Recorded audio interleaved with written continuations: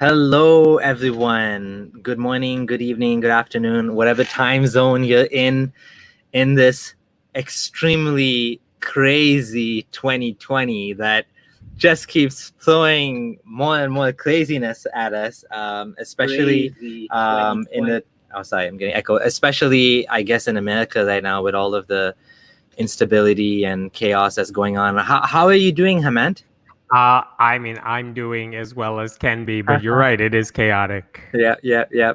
Well, good to hear that you're doing okay, and wanted to actually have this conversation for a long time now. I've been following you since pretty much I think since I left Islam. Wow. And somehow I can't remember how I found you, but I somehow found you, and let's talk about you a little bit more. Let's talk about Sure. Where did the name the friendly atheist come from? Like, why not the angry atheist? Why are you friendly? Why not angry? There actually is an angry atheist, amazing atheist, but and there's lots of angry atheists. Okay, there are.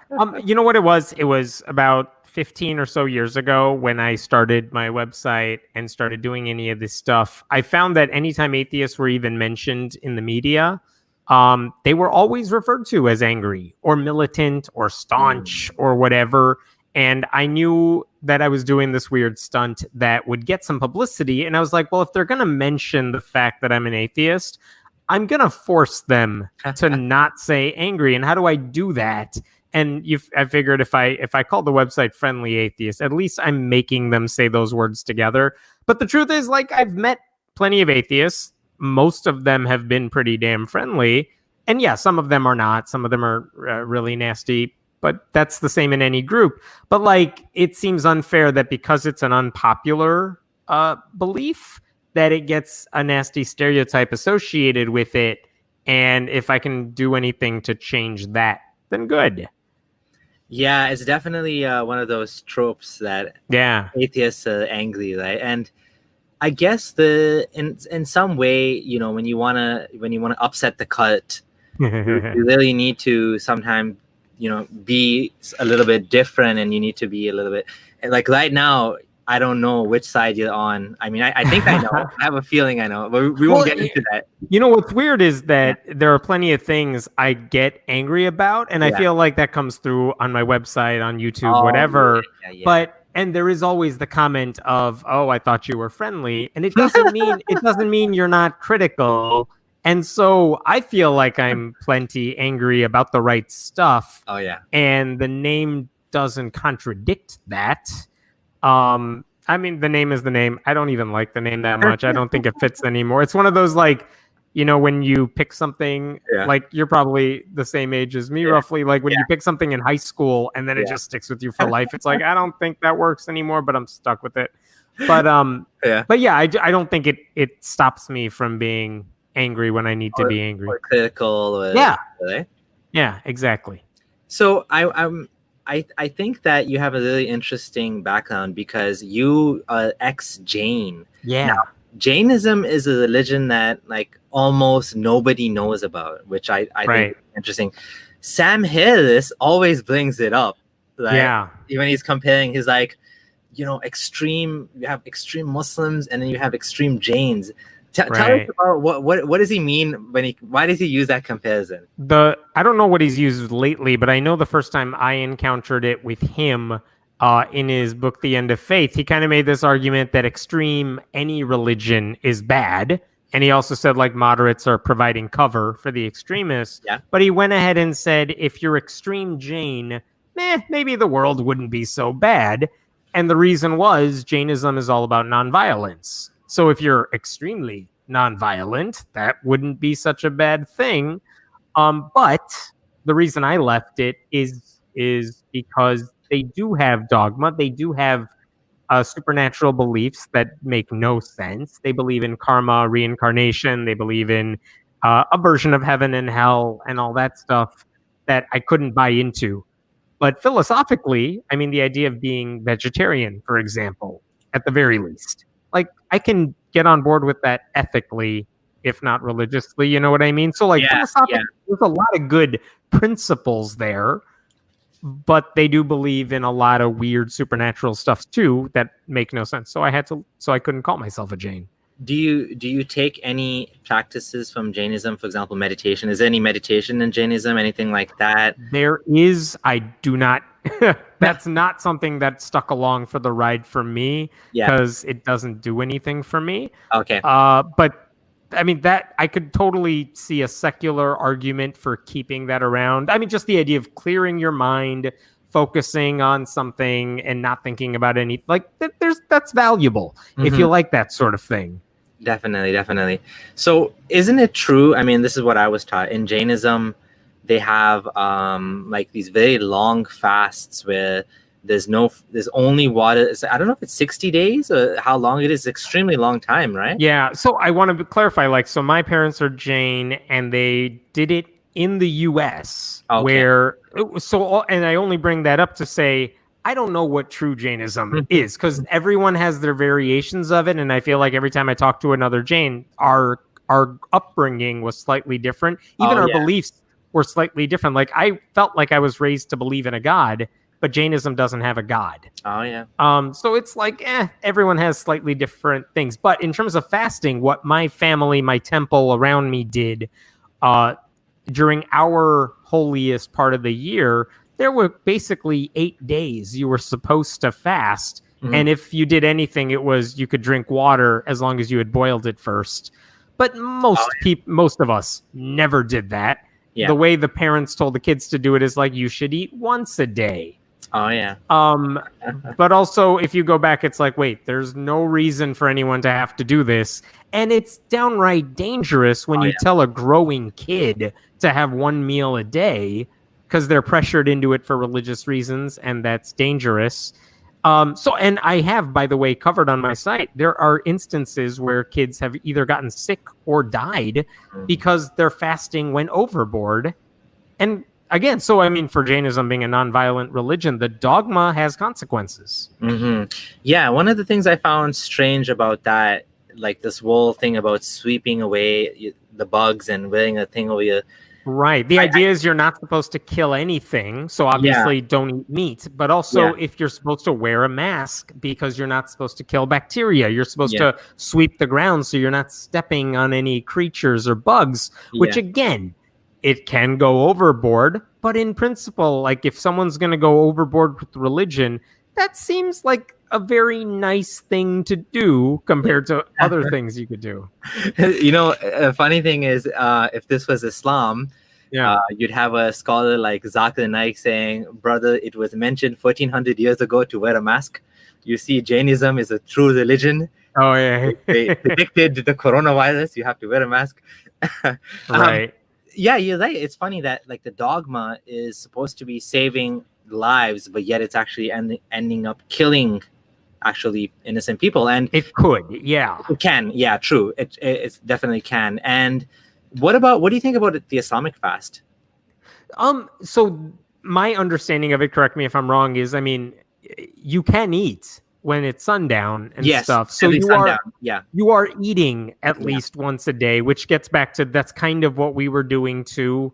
At least if you were going, my parents actually never forced me to do it. My sister went along with it for like 1 or 2 years or something, but they never pushed it on us. But like, so it wasn't that different, you know? We were told just eat once when you feel like it, but cram your whole meal into that. Yeah. There wasn't a specific time to do it. So, I mean, I understand the Ramadan version of that. As well. My concern is kind of more with kids. Like when you have kids and then again, you're kind of, if you're forcing them to do it, I feel like there's so much harm that can come out of, one, kids are still growing. Yeah. Two is it's also fasting from water. And three is, you know, right. And what if you're going to school? What if you're doing something? And what if you have health issues? And if you have health issues that mean you need to get stuff going? Yeah, if you have health issues, you're allowed to miss the fasting. So like my cousin had diabetes, and I think at some point she was still fasting, and then she realized she couldn't do it anymore. So then she would pay money. There's a fidya you can pay, which is you donate money to the poor. Okay. And that's only if you can never make it up. If you're just temporarily sick, Like if you get sick while you're fasting, then you stop fasting and you have to make it up before the next Ramadan. And again, all of these just sound like rules you make up on the spot. You know what I mean? Like, Yeah, it's some of these, fine. There is a system, there's a method to it all. But yeah, at some point, it's like, you have to do this. Oh, yeah, you can't? Well, here's the little loophole we've created just for yeah, you. Oh, you can't either? Here's your loophole. yeah. It's all religion for you.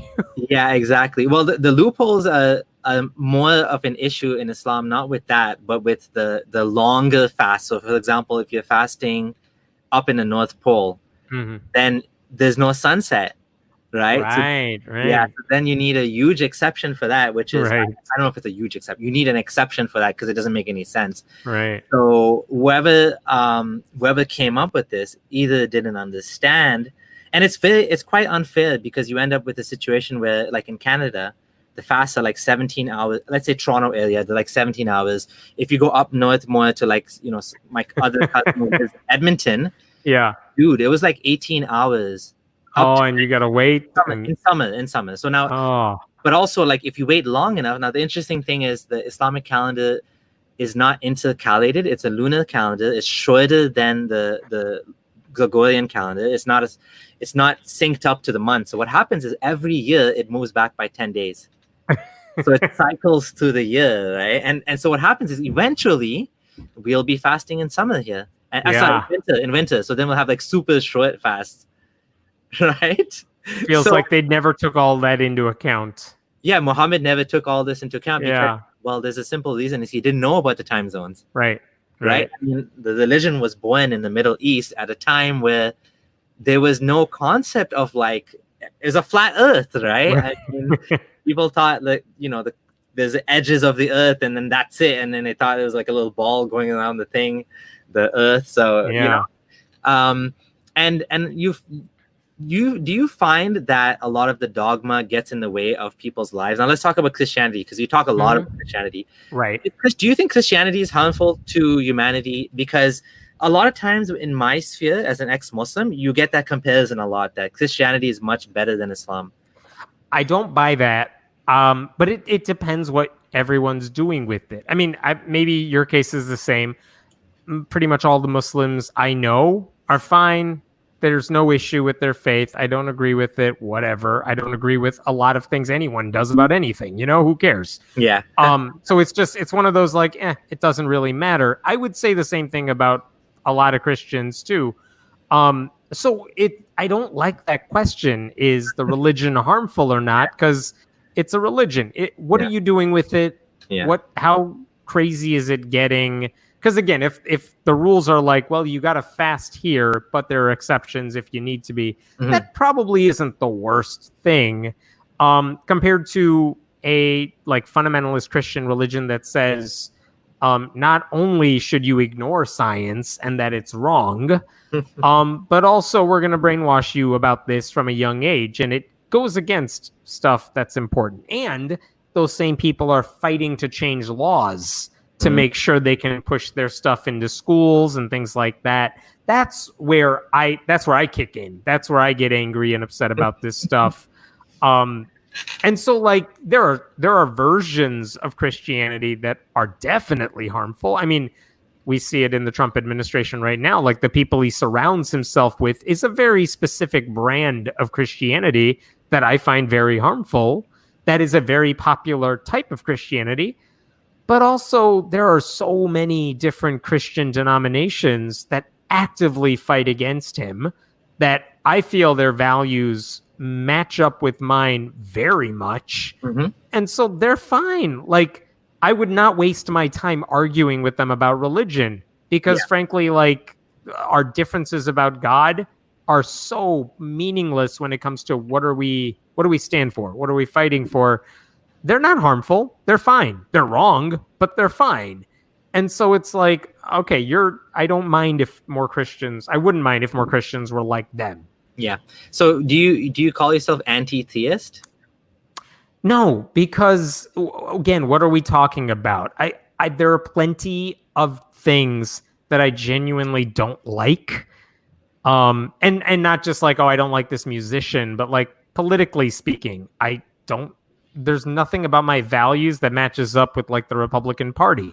Am I anti-Republican? I mean, it depends on what we're talking about. I feel like it's more fair to say like there are versions of it that can be really harmful, and I will fight against that.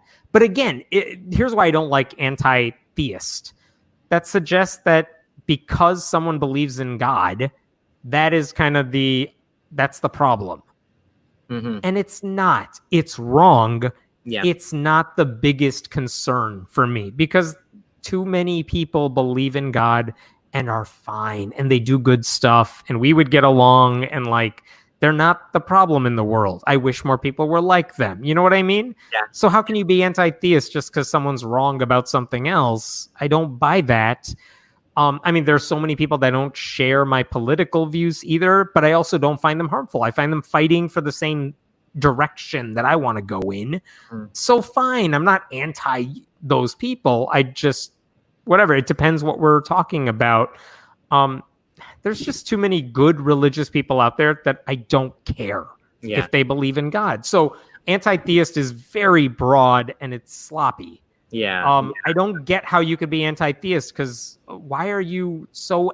I don't get why anyone who uses that label to the point where they're thinking like believing in God is this problem that demands that I oppose it. Yeah. It's not. There are so many progressive religious people out there doing good stuff. Yeah. They are not the enemy. Yeah. So I don't know. I don't like anti-theist. I wouldn't call myself that at all because I'm not against religion. I think it's wrong, but not all of it is poison, you know? Yeah. Okay. So I actually have really similar views to you as well. And some of the people who I speak to regularly, some of the activists I know are actually anti-theist. I tend not to be because I feel like it's not only everything that you said, but also, you know, the same thing about Islam is not going away. Religion is not going to go away. Right. Christianity is not going to go away. I mean, if Christianity and Judaism are still around after like 2,000 plus years, why do people think Islam is going away? Yeah, they're not going to go away. And also, again, most Muslims that are part of the groups I work with and that I know personally too, like we're fighting for the same things. I don't care what they believe. It's irrelevant to me. They can live their lives, do whatever they want. So I'm not against them. I don't. And again, I feel like this is a switch that I have made personally in the past 10 years or so, where when I started out, I really did think religion was the most obvious and biggest error when it comes to like critical thinking. Like, how can you believe in that? And if I can, as an atheist, if I can get you to stop believing in God and turn you like rational that way, maybe that'll trickle down and you'll start thinking critically about everything. I used to think that. And I think I'm wrong about that now. I think that is not the biggest issue. I feel like there are some atheists who support Trumpism and stuff where it's like, did I win anything because they're atheists? No, I'm not on their side. Yeah. I don't like them. I don't like what they stand for. I don't win anything because they're atheists, you know? So it's like,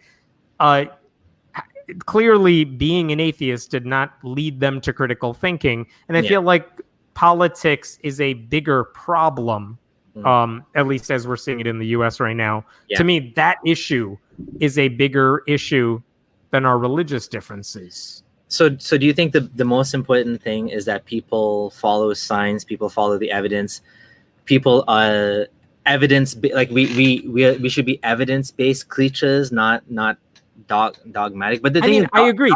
Those are important. I certainly think those things are important and worth fighting for. And I think if we do that, that's better than the alternative.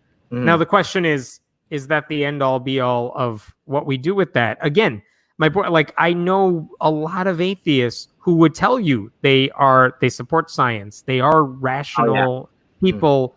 And yet they believe a lot of really stupid things about politics and other issues related to that. And it's like, okay, well, you're rational in one sense, but it doesn't trickle into anything else you do. So where did we go wrong? And why is that? Like, why do you think people are like that? Why is it that let's we can even use the example of a religious person where the same exact thing you just said, they are completely skeptical towards every other part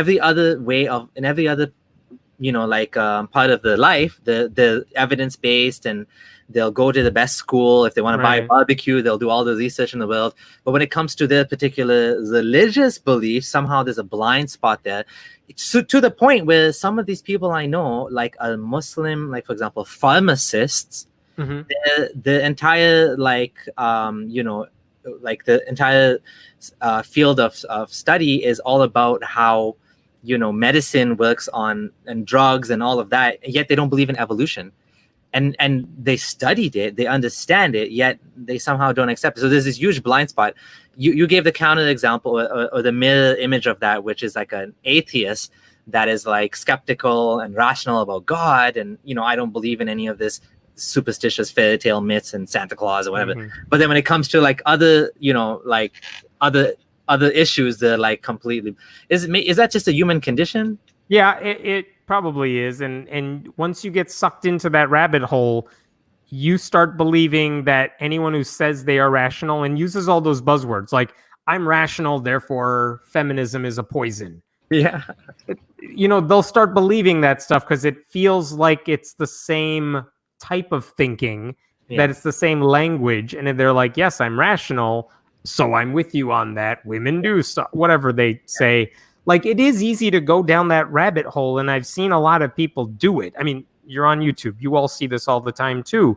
Yeah. And so, like, them being an atheist, I don't feel like I personally, or I don't feel like atheism is better off because those people are there. I'm not saying they're not atheists. I'm saying they're clearly not rational. They clearly are susceptible to authoritative voices saying something, and they just basically blindly believe it, or at least convince themselves that it's true. It's like, isn't that what we were trying to get away from? I guess not. Yeah.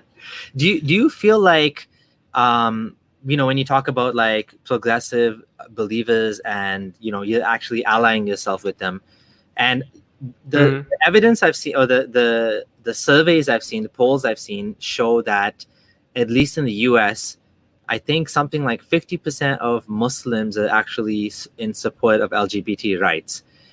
But in general, for example, in the UK, it's pretty bad where you have like protests, to pull, Muslim kids out of schools because the teaching that, for example, gays exist, or like, being gay is a thing. Right. And so there's I think all over the world, there's a big difference. And like, what do you think about that? Do you feel like Muslims are a little bit more conservative still than Christians in terms of the resistance to like LGBT rights? Do you have any exposure to that? I will tell you this. So I don't know the exact numbers off the top of my head, certainly not in the US. I will tell you, when it comes to who is fighting LGBTQ rights in the US, it's never any significant group of Muslims. As in, like, that's not the group that is fighting to stop other people from getting rights. And maybe that's partly because I think when you're a Muslim in the US, you're so often the victim of oppression and religious discrimination that, like, why are you actively fighting to stop other minorities from getting equal rights? Yeah. Because no one's saying your mosque has to sanction, so who cares? Yeah. I don't care what your religion believes. It's public policy that I care about. Yeah. And Muslims, maybe a fringe voice or two, but as a group, they're not the problems. Conservative Christians are certainly problems. Mormons as a whole are problems. But even young Mormons don't agree with their church on this. Young Catholics definitely don't agree with the church on this. And I don't know off the top of my head what the difference is for like young Muslims versus older ones. I have to believe young Muslims in the US would not care because so many of them are growing up around where they know a gay person. And it's like, yeah, whatever. No one cares. Like, who cares? Let them do what they want. Yeah, it's definitely still a battle in the Muslim world. And even in, I think, Muslim society. So there's kind of a difference. And I have a gay ex-Muslim friend, and he actually brought this up when I mentioned this. I'm like, hey, look at the stats in the US. They're pretty positive overall for Muslims. And he's like, are we talking about like, you know, them? Are we talking about the attitudes towards non-Muslim gays or gays in their own family?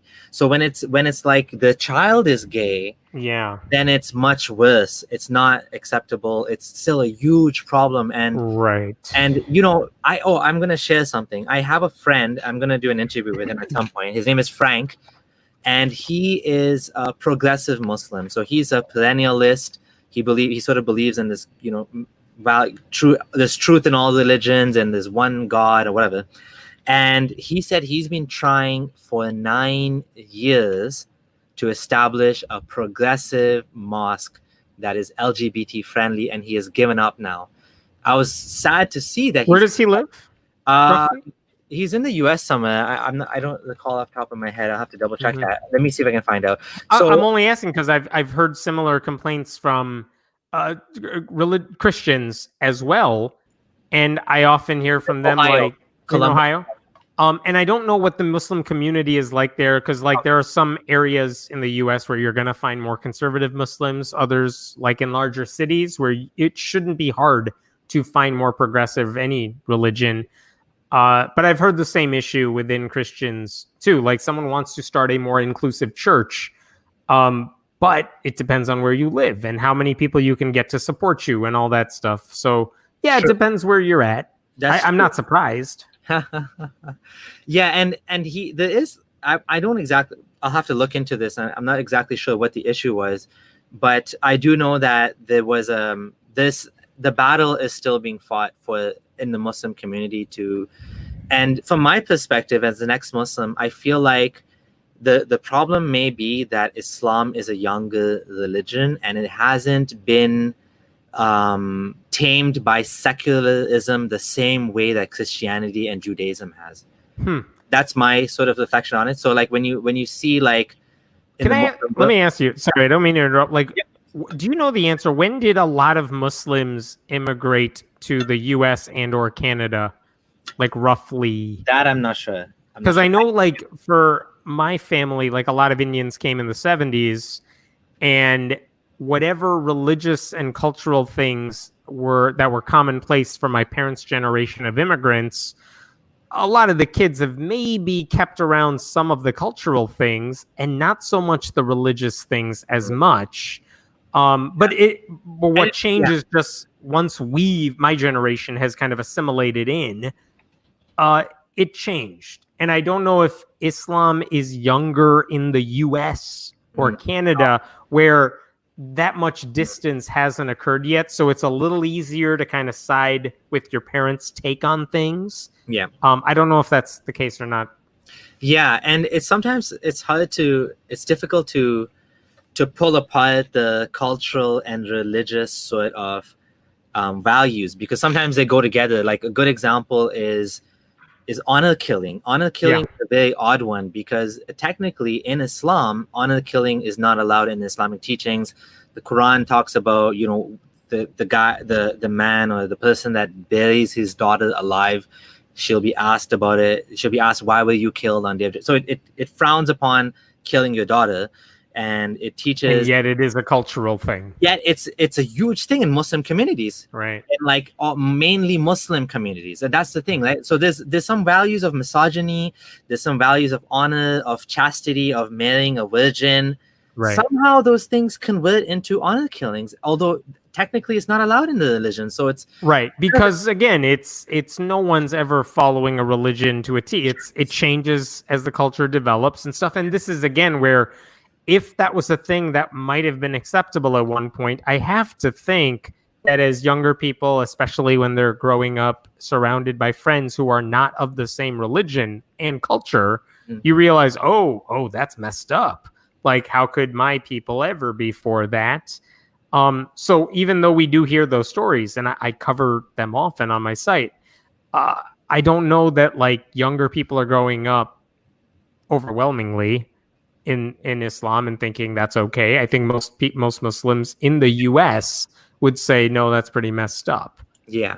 And I'm kind of embarrassed about this, but like when I was conservative Muslim, I actually, I don't know if it was my idea or my wife's idea. Maybe I can blame my wife for this, but one of us, anyways, we actually pulled the kids out of school on the pink day. They had a day where they wanted to talk. I don't know why they put it on one specific day like that. Yeah. Maybe because they knew that some people would have a problem with it and they wanted to sort of allow us to exclude them rather than creating a hoopla over it. I mean, personally, if I was an administrator, I wouldn't have had one day like that. I would have just kind of like spread it out over the curriculum and, you know, kind of included the teachings in a way that you can't really just pull someone out. But I think they wanted to make like a day for it to kind of, you know, show the support. It was an anti-bullying day, but also an LGBT thing at the same time. Right. So I actually pulled my kids out of that. And so there's almost like, the funny thing is, if you know my story, I grew up as an Ismaili, were like relatively liberal Muslims. The sect is very liberal overall. And then I converted to Sunnism. And so there's this movement, you know, I almost feel like the reason why we always have to keep doing this activism work is because you never know when there's going to be a resurgence of Islamic fundamentalism, I guess also Christian fundamentalism or any fundamentalism. Right now in India, you have Hindutva sort of nationalism. And, you know, there's all of these things that are kind of hurting Muslims now in India. So there's always going to be this fanaticism that keeps rearing its ugly head, you know? Right. And I feel like it's so important for us to just, like, this is why I personally do this.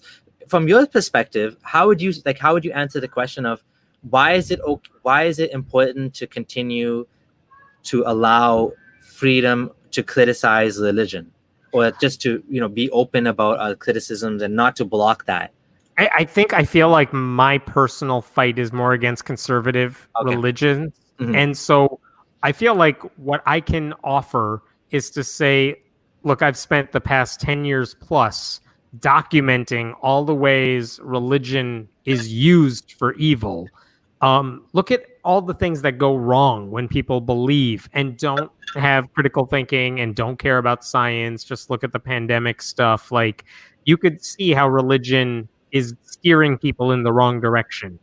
And for some people, I may not convince them God doesn't exist, but maybe they could look at that and say, okay, there's no way I could belong to this type of Christianity. Let me take a step away from that.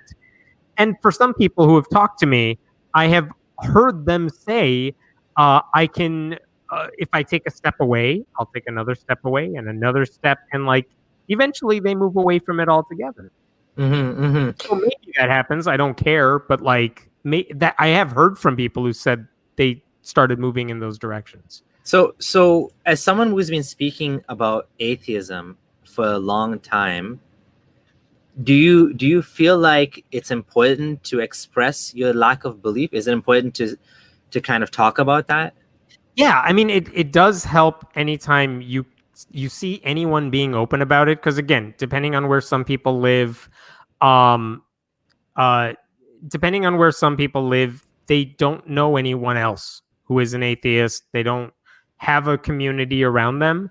And so to be able to see someone on YouTube, to read someone who makes sense to them, that is helpful. And they realize, okay, I'm not crazy in thinking this stuff. There are other people out there who feel that way. So if I can offer that, fantastic. I'm sure the same thing is happening where you've heard from other ex-Muslims who are afraid to say anything about it. And so that helps. And anytime you could be, 100% of the time, when someone has started a podcast or a YouTube channel or whatever, and they don't think anyone's watching, they don't think anyone's listening, they have always, within a short amount of time, heard from someone who was a stranger who said, I heard you, I connected with you, thank you. That's always happened. So hearing people who agree with you and can help take shape of the beliefs that you have, and maybe you have an inkling of it, but you're not sure what to do with it, and someone else can help shape that. Yeah, that is really helpful. Have you had any sort of personal stories of like the work that you did and how it touched someone or affected the life that you wouldn't mind sharing with us? I have heard. I do keep a folder in my like inbox of like nice stories people share with me, and I'm stuck to hear them. But I did hear from one person recently who said she was from a conservative family and broke away from it and her husband broke away from it at around the same time. And hearing what I was saying, what my podcasting partner was saying, like, help them figure out, like, yes, that makes way more sense than wherever I'm coming from. And when you do that after a while, like, I don't know how long it took for you to go from Islam to atheist. Like, how long was that? So for me, what I've heard from different people is everybody's different, but in my case, it was pretty quick. It was like to people outside, they were shocked. It was a couple of weeks. It was like a month. It was like, scooch this over for a second. Yep. I was like, I am going to find out. So my story, what happened was I ran into something in the Quran that caused me a lot of doubt. And it was basically some of the scientific descriptions of the universe and all of that stuff. So this caused me some sort of cognitive dissonance. And I'm like, well, this is kind of weird. Let me look into it more. And then eventually I'm like, I have to find out if it's true. And then I'm read. I'm like, I'm going to read everything I can find about the Quran, about the Hadith, and about Muhammad. And then after that whole project was done, I'm like, okay, I can't be Muslim anymore. And I started posting on Facebook about it. Yeah. And so for me, it was a quick thing. I didn't feel any sort of... When you say quick, what are we talking? Weeks, months? Yeah, a couple of weeks. I mean, to me, that's quick because I was Muslim for 15 years. So yeah. I was technically born Muslim. I was an Ismaili Muslim, but I converted to Orthodox Sunnism. Okay. And I was Sunni for 15 years. And then after that, I left Islam in a matter of weeks. So that was like, I mean, it was a couple of months. So I hear you. So, but sometimes it's like, if you get that seed planted in you, you never know how long. So this is, I've heard from a lot of people who have been tuning into whatever the stuff I do is sometimes for years. Sometimes they started following me because they want to pick a fight about something. But over time, when they hear it and see it, and again, I feel like on the website, I'm not unfair with the criticism. I'm kind of saying, like, look, you can read it for yourself. Here it is. Yeah. Here's what the hypocrisy is. Here's what the issue is. Yeah, it's my commentary, but it's based on facts that you can all judge for yourself. Yeah. How many times do I have to do that before someone admits, like, okay, fine, I agree, that's a problem? Like, how you can't avoid all of them, because I do get emails sometimes like, how come you wrote about this one person? That person doesn't represent true whatever, Christianity, Islam. Yeah. And it's like, I don't care if you don't buy that story. Read the other 900. Yeah. Like, they're not all on the fringes at some point. Yeah. Have you interacted with a lot of Muslims at all, or with Islam? Fewer, but yes. Yeah, fewer, but yes. Certain experiences. You know what was interesting? It's a newer phenomenon, at least in terms of organized, like ex-Muslims. Yeah. Like, so I've seen it more recently than I did initially. Yeah. But because there are more people speaking out, and because there are more people sharing their stories and organizations that are trying to help people who are leaving, it's become a little easier for them to do so. And it helps when they can talk to someone like you or someone else who has left and understands the culture and understands the beliefs and the way it actually plays out. Because there's a big difference between, like, your understanding of Islam and Sam Harris's. You know what I mean? So it helps to listen to someone like you who knows it and gets it, and your family is this way. Yeah. You know what I mean? Compared to some other academic who only sees it from a distance. Yeah. And so if I can provide that for someone, but for Islam, because there are more people speaking out now instead of one person or one book or whatever, that helps a lot. I know when I started coming out as an atheist, there was really, like, literally a couple of books that were out there. There were organizations, I just wasn't tapped into that. But there were only like a handful of resources out there. And the organizations never got through to me, and I didn't know to look for them. And now I'm almost jealous, because if we're in that position today, there are so many people, and you could kind of look around and find someone you connect. I mean, there are more women, there are people of all ages, people who have different styles. And so, I mean, like, even now I'm on YouTube, for example, there are so many people where I'm like, I don't like their stuff. I don't like the way they talk. I don't like what they're saying. Be picky now. Totally. But I can't. I have the luxury to be picky, and Yeah. that's awesome because there's a lot of people I really do like. Yeah, you made a good point that, the more people that come out and, stand up and say, here I'm ex-Muslim, I left my faith, the easier it is for other people to also come out and to say, well, I don't want to follow this religion anymore, and you can't force me to. Right. When you And I would encourage, I mean, anyone who is listening, who's commenting or whatever, if you have the freedom to do so, please do it if this means something to you. Where just talk about it. I mean, again, I've seen like I once saw a fashion blogger, YouTuber rather, like who always all of her videos are about fashion, beauty tips and stuff. And then she made a video about being an atheist, just a different type of video for once. And she was able to reach people I never would have reached because she had a connection to them, and her voice was different from my voice. And some people connect with that better. So, like anyone who's watching, if you're ex, whatever it is, same thing with Jehovah's Witnesses. I've heard it with Scientologists, name it. When they come out and they could speak the language and they get it, do it if you can, because yeah, it does make a difference. It does make it easier for all those other people too. Definitely. Like when I came out 5 years ago, already it was getting a little bit more, it was already getting easier. But now it's got like to the point where there's so many public ex-Muslims now that you can, like, I don't even know if you can count them all on your hands. But I actually looked up to the people that came out ahead of me, and I'm like, well, these guys came out and not just came out, they have channels or they're talking about Islam and the sort of getting away with it, meaning that hurt them, nobody's harmed them, right? Do you ever get like death threats or anything like that?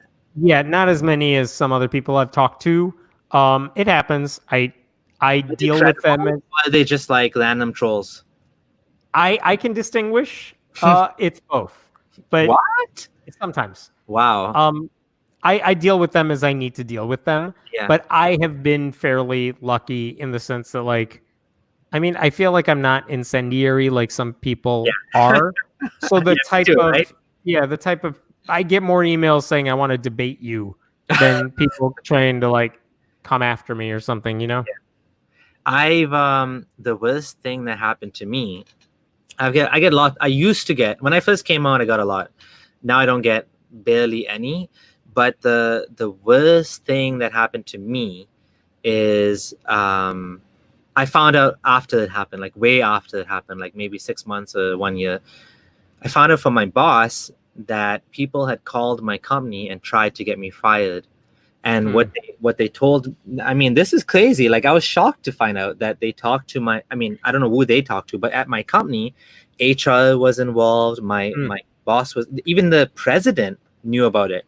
I was like, what? I'm like, what were they saying? And he's like, oh, I don't exactly know what they said, but it was something to the effect of he's Islamophobic, he's a bigot, he's anti-Muslim. Now, none of these things are true. If anyone knows me, like, I have a reputation for being a fake ex-Muslim, okay, among right-wingers. Right-wingers think I'm like a closeted Muslim because I support Muslims' right to the freedom of religion and to, like, I have videos where I actually defended a young girl who was wearing hijab and she was disqualified from like a running in a race or something. Because I don't like, I have no problem if she wears hijab, if that's what she wants to do, and that has nothing to do with the race, like a runner. Like, why does it matter, right? So I defended her in that case. I'm against the hijab in general because I don't believe in hijab. I'm not Muslim, and I think it's bad.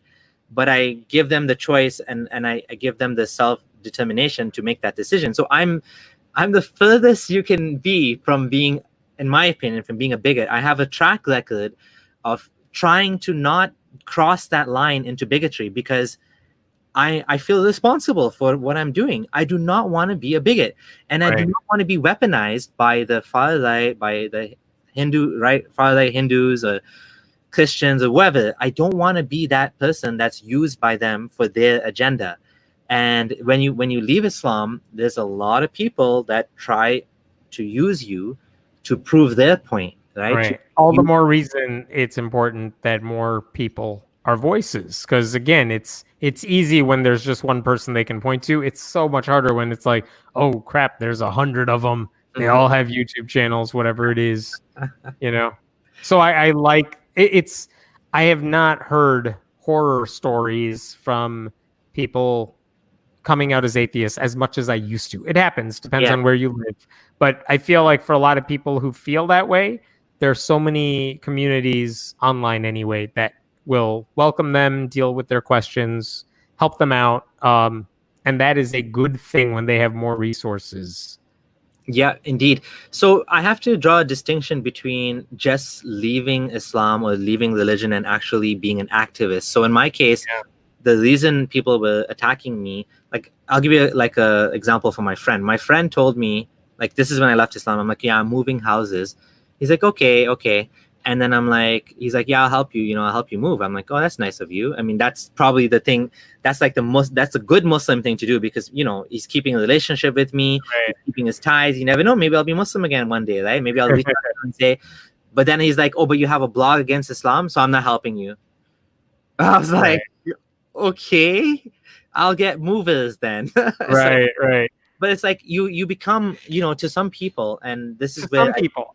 yeah. And there are some people that won't be able to deal with it. Yeah. I feel like I don't have those people around me anymore. That's great. Because why bother?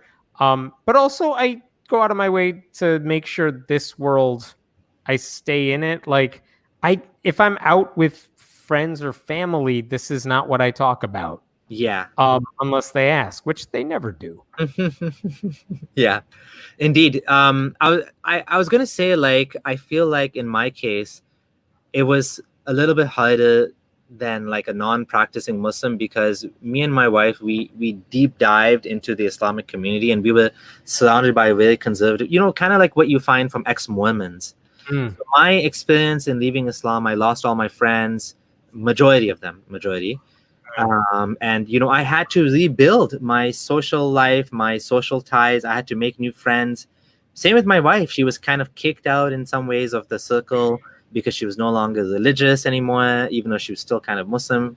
But like there's a lot of judgment going on, right? Especially among like when all your friends are your friends because of religion, then you no longer have anything in common with them. Even if you became friends in other kind of areas, but that was the main thing that, you know, and I've heard of like husband-wife relationships that broke down as well because they were married for the religion, and that was the thing that was common. And so when one of them left, it became really difficult, you know? It is one thing I have argued to other atheists, which is if you think pointing out a certain contradiction or if you can use logic to argue this away, it's not gonna help a ton of people because so many people stay in church for reasons that have nothing to do with believing in the stuff. They're there because of the community. They're there because that's their circle of friends, their safety net, their job security, if depending on where they work. Unless you can offer them any sort of substitute for those things, they're not going to leave the church. So it would be so short-sighted to say, well, here's all the contradictions in the Bible. Therefore, here you go. Now you're an atheist. Like, they're not going to stop going to church because of that. Yeah. Like, and they're not there because they believe it all. That's, I think, one of the things that surprised me. And I was like, because I was the type of person that when I found out Islam was true, meaning Sunni Islam, I always just say Islam is Sunni Islam. I converted to it because I thought it was true. And I believed in it with all my heart. And I did everything according to the Islamic rules. I didn't work at a bank. I used to pray 5 times a day. I put my kids in Islamic school at a heavy expense, all of that stuff. But then when I found out it was false, the arguments were so compelling to me that I'm like, I don't want this anymore. And it was kind of different in the sense that I was sort of a convert. I mean, I was a convert. My mom is Sunni, but like I never followed Sunni Islam. So when I converted to Sunni Islam, I was able to leave it because I'm like, well, I'm following the truth. Some people are like, oh, you're just changing the religion every few years. I mean, it wasn't a few years. It was like 15. It's always a phase for everybody else. Yeah, now I'm in my atheist phase. I don't know what's next after atheist. I don't know. Yeah. But like, for me, I didn't have a problem with nihilism or sadness or like purpose in life. I was happy to be to be an apostate. I was happy. I have my purpose. I wanted to tell other people about it. I have my family life, and I have my full-time, work thing that I do. I'm into technology and software development and all that stuff. So there's many phases, many parts of my identity, not just being a Muslim or not being a Muslim. But like, what about you? Did you personally, or people struggle without religion, and did they fall into nihilism and sadness as an atheist? Are they just like depressed now? And then talking about, a little bit more to add to this question about the whole church thing, and what is the substitute for the church? If you're an atheist, what are you offering humanity? Right. Emptiness and bleakness and sadness and nothingness. I don't know that I've heard the depression thing too much from too many people, mostly because there are resources to some people. If you want to talk to somebody, there are people you could talk to. And usually the resources are plentiful enough online that if you're worried about that sort of thing, you can look it up there and you could see how people have dealt with it. So it's not that bad. I have seen some substitutes for those communities. Some are good, some don't work. Like there was a movement for like atheist churches. Yeah. Most of them have died off. What about the Oasis thing? Have you seen that secular Oasis? Yeah.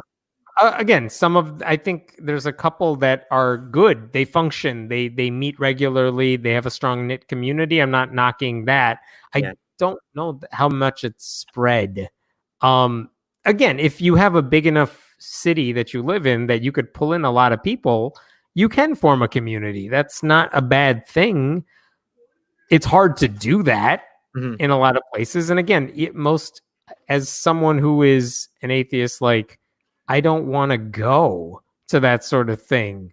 So like, I feel like I'm the target demographic, and it's not even something I would want to do necessarily. So trying to get someone else to do it, I feel would be even harder.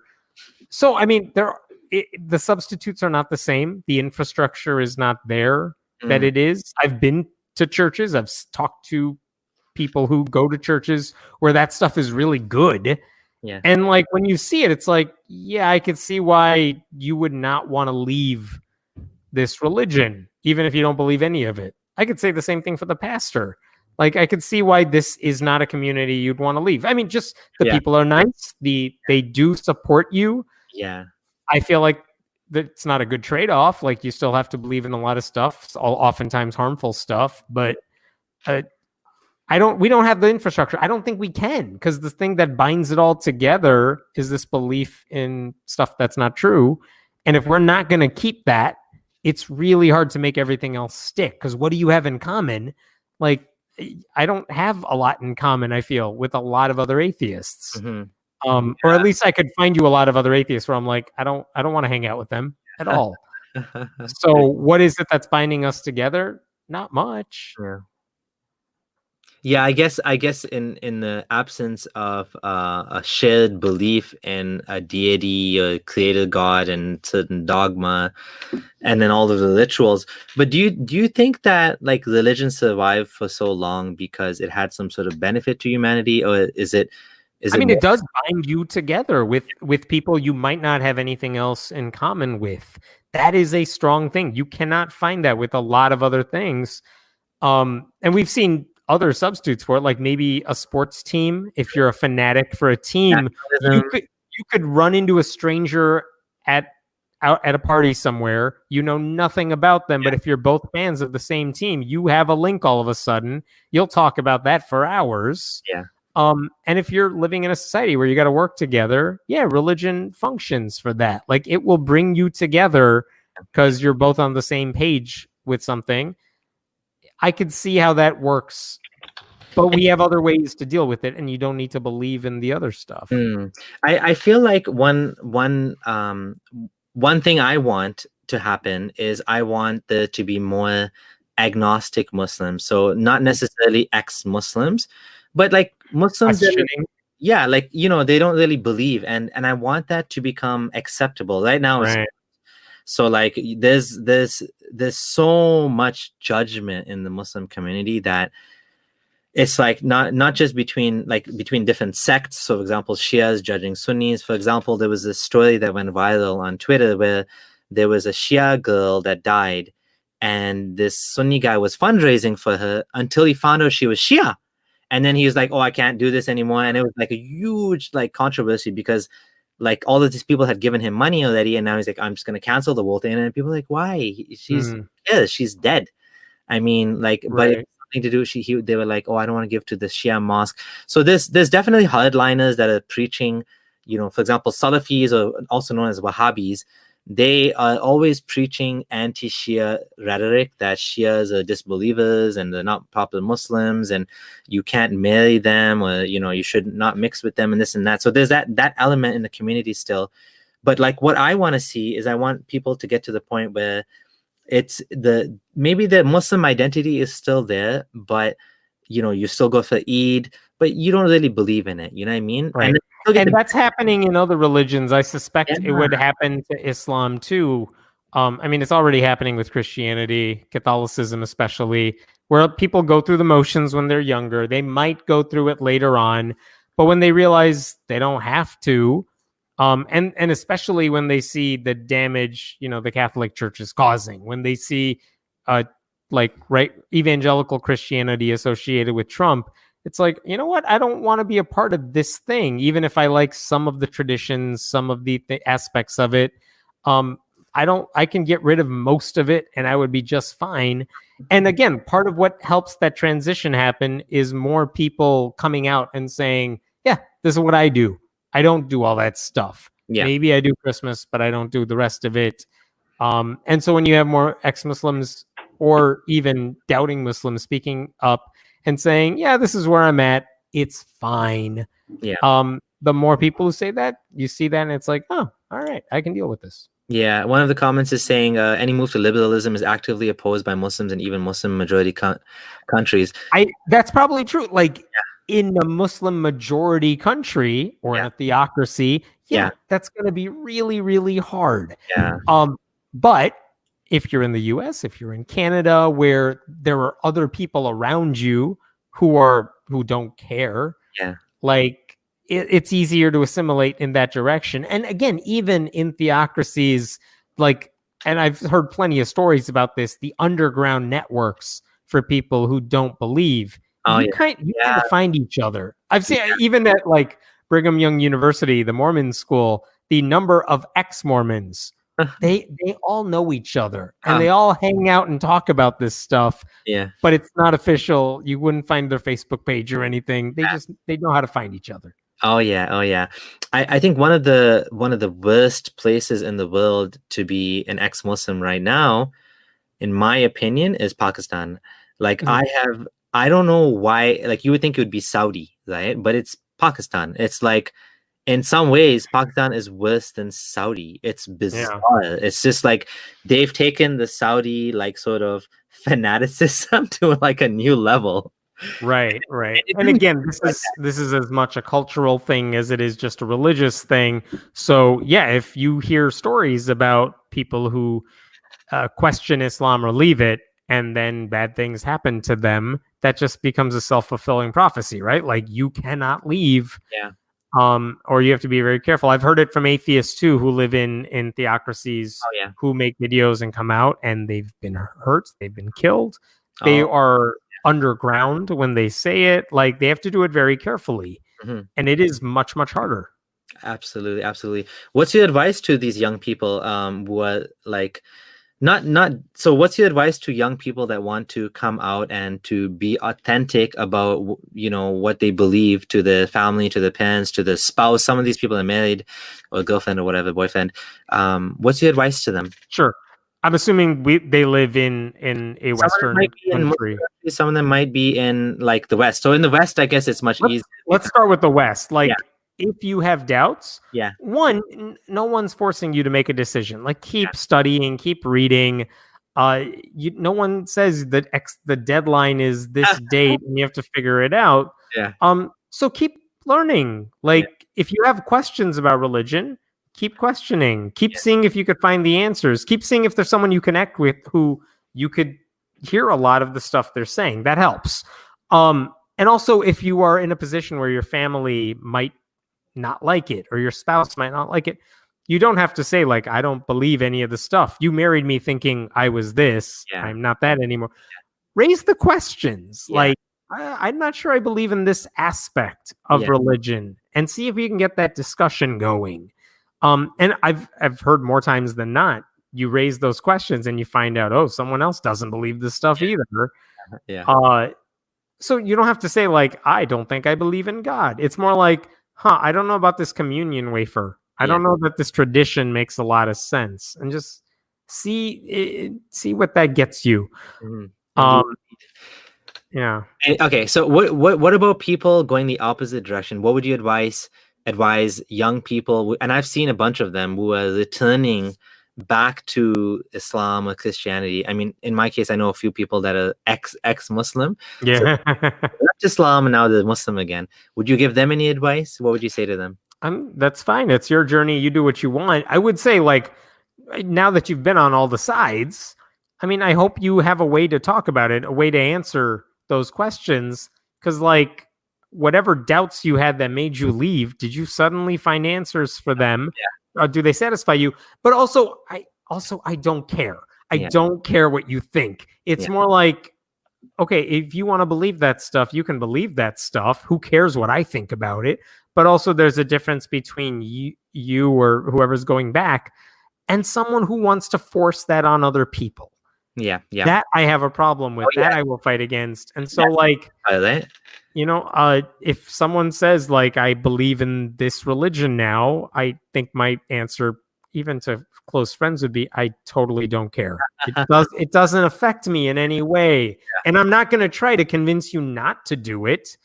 You do whatever you want, as long as, like, what are you doing with your religion? Again, this is why I really don't think anti-theist is a good label for me, because it's like, oh, you're a Christian and you're using it to what? Feed homeless people and make sure refugees get help? Like, why would I be against you?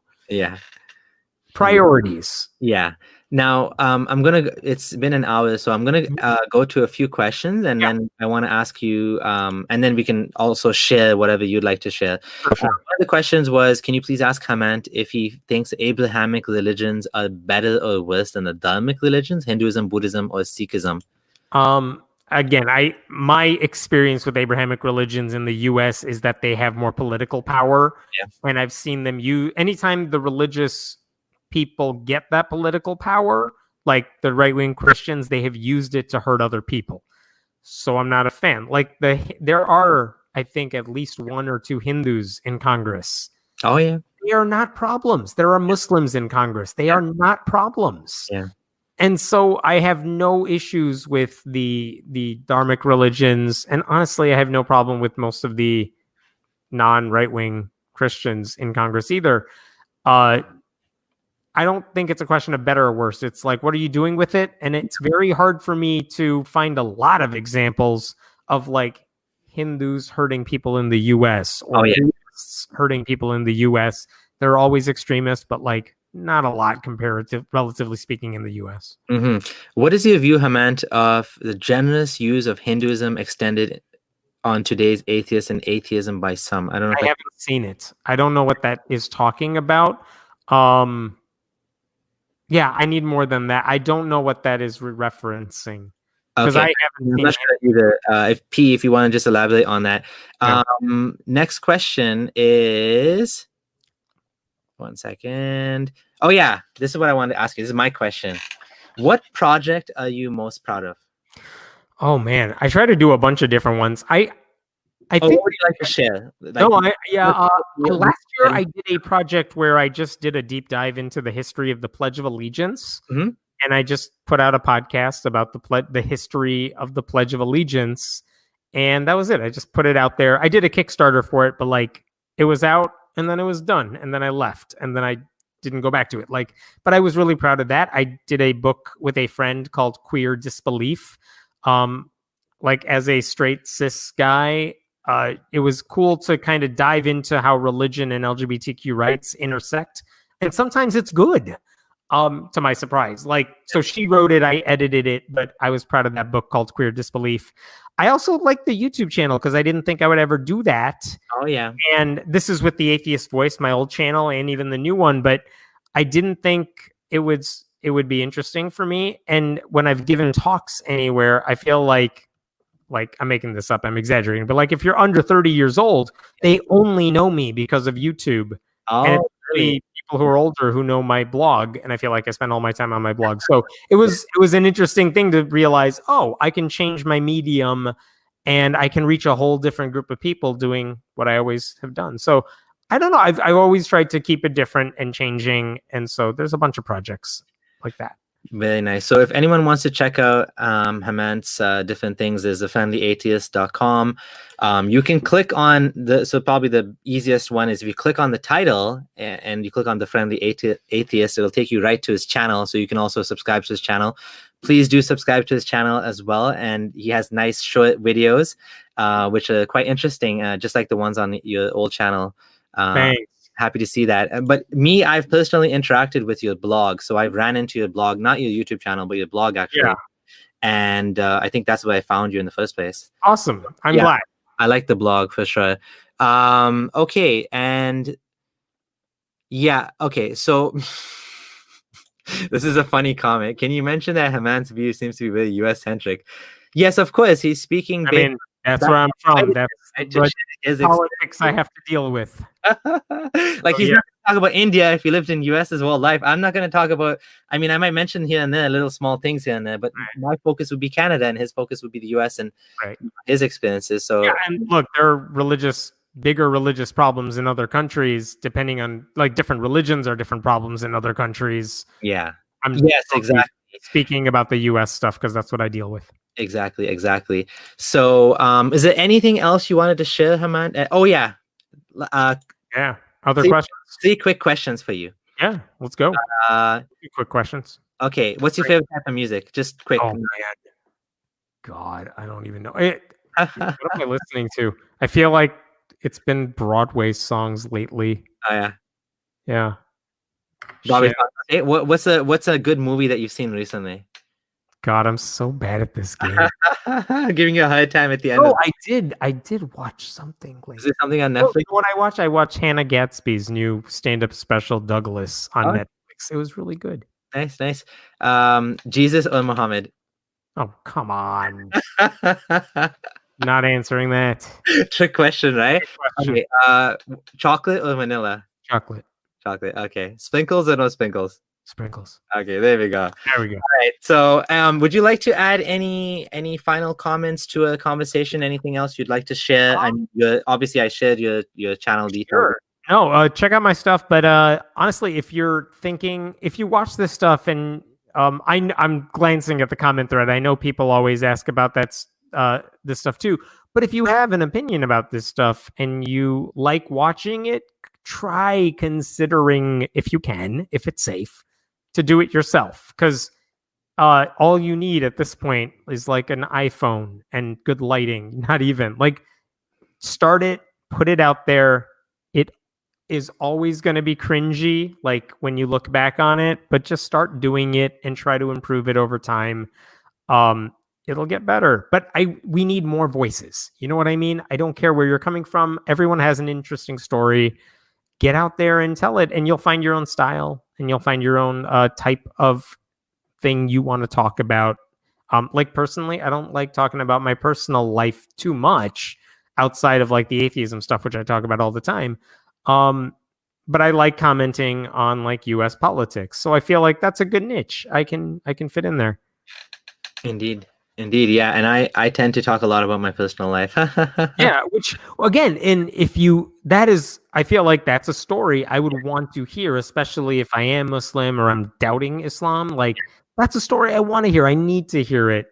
That is super important. So again, it takes all types. I say this especially to young women, to people of color, like especially as an atheist, we don't hear enough of those voices. So anytime they're able to do it, I love hearing more of those voices. Mm-hmm. Yeah, awesome. So I want to say thank you. Thank you for coming and joining and for the wonderful short conversation.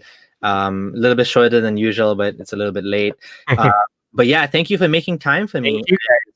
And I know it's late at night for you as well, and I really do appreciate it. And it was a pleasure speaking to someone that I've been following for a long time now. Thanks. So really appreciate it. Thank you very much. All right. I'll talk to you all soon. Thank you all for joining in and watching. And for whoever is new here, please consider subscribing. And if you can afford it, please join the channel as well. For as little as $2 a month, you are giving your vote of support to YouTube that this channel is worth your time and your support. And I'm hoping that that will do well for the channel.